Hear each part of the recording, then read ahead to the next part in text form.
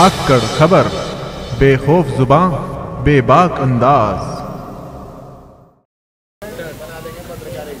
NDTV English पर निधि राजदान जो anchor हैं वो संबित पात्रा को डांट देती हैं और अपने प्रोग्राम से भगा देती हैं। उसका असर ये होता है, अगले दिन सरकार जो है, केंद्र सरकार, वो सीबीआई के जरिए एनडीटीवी के जो प्रमोटर हैं प्रणव राय और उनकी मिसिज के घर पे और ऑफिस पे छापेमारी कराते हैं। एनडीटीवी जो है मध्य प्रदेश और महाराष्ट्र में जो किसानों के साथ हो रहा है वो सबसे ज़्यादा प्रमुखता से दिखा रहा है। हम किसानों के बीच पहुंचे हैं, किसान क्या सोचते हैं जो एनडीटीवी पर सरकार ने सीबीआई के जरिए छापेमारी कराई, किसान उसके बारे में क्या सोचते हैं, क्या जानते हैं। हमारी ये सीरीज जारी है, हमने पहले भी इस पे बात करी थी। आज हम लोनी के मंडोला गांव में किसानों के बीच पहुंचे हैं।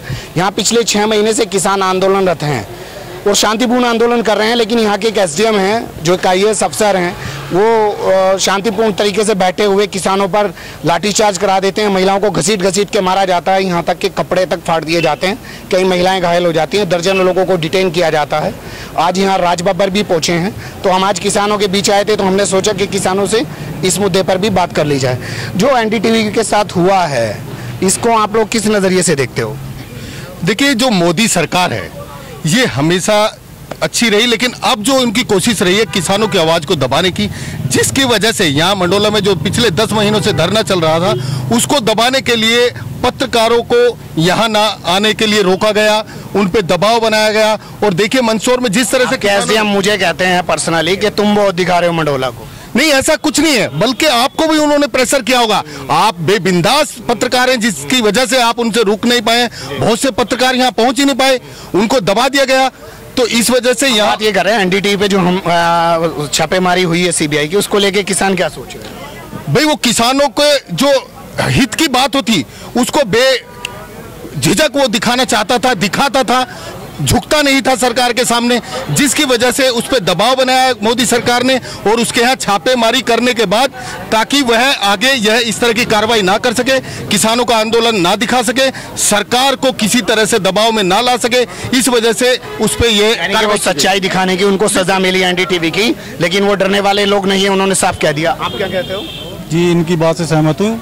ये जो है सरकार किसान विरोधी है, एकदम बिल्कुल विरोधी है। कोई किसी की कोई बात नहीं सुन रही। 6 महीने से यहाँ बैठे हैं। 6 किसान मध्य प्रदेश में मर गए। वहाँ का गृह मंत्री पहले तो ये कह रहा था कि पुलिस ने गोली नहीं चलाई, 3 दिन बाद अब कह रहे हैं कि चलो पुलिस ने गोली चलाई। गोली नहीं चलाई, उसके बाद तो टेररिस्ट घोषित कर दिया। उसके बाद मुआवजा क्यों दे रहे हैं उन्हें? मुआवजा किस लिए दे रहे हैं? अगर वो आतंकवादी हैं, कुछ भी हैं। मुख्यमंत्री जो हैं शिवराज सिंह चौहान, वो खुद ही एक उस पे बैठ गए आज उपवास पे, अलग ही मसला उनका। वो सब ड्रामेबाजी है और कुछ नहीं है। ये किसानों को दबाने के लिए जा रहा है। किसानों की आवाज को दबाने के लिए जो उन पे कार्य किया गया वो कर रहे हैं।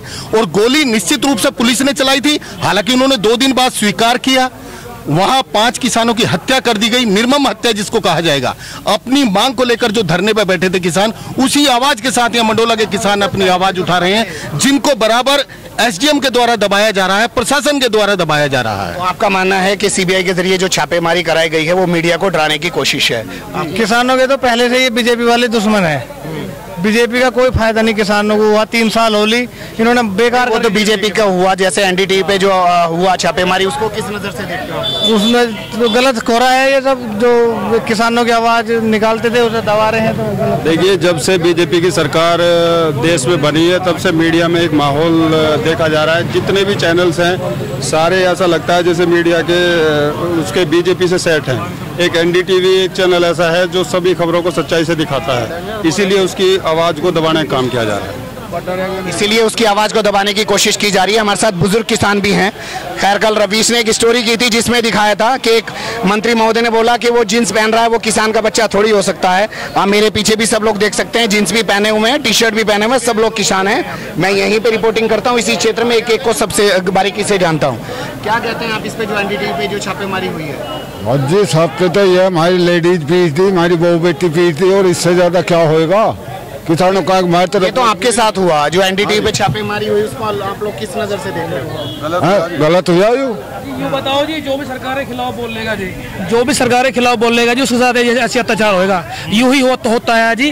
अगर कोई भी कुछ भी ट्वीट कर देता है सरकार के खिलाफ, इन्होंने तो हमें 2 बार सिखा रखी है कि भैया हिंदू मुस्लिम पर लड़ो और हमें वोट दो। नहीं, यहाँ एक चीज ये भी तो है, आपने बहुत अच्छी बात उठाई। एक चीज ये भी बताइए कि जब आपको पता है जो भोंपू टाइप का मीडिया है जो सिर्फ सरकार की गा रहा है, आप लोग उसका बाइकाट क्यों नहीं करते? जो सच्चा मीडिया उसके साथ क्यों नहीं खड़े होते?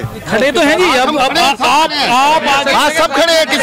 किसान हर उस मीडिया के साथ खड़ा है। आप लोग एनडीटीवी के साथ खड़े हैं, ऐसे मीडिया के साथ खड़े हैं जो सच्चा दिखा रहा है, सच्चाई के साथ खड़े हैं।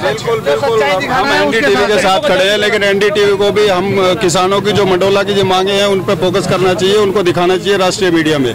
एनडीटीवी इनकी भी दिखाए जहाँ मध्य प्रदेश की दिखा रहा है।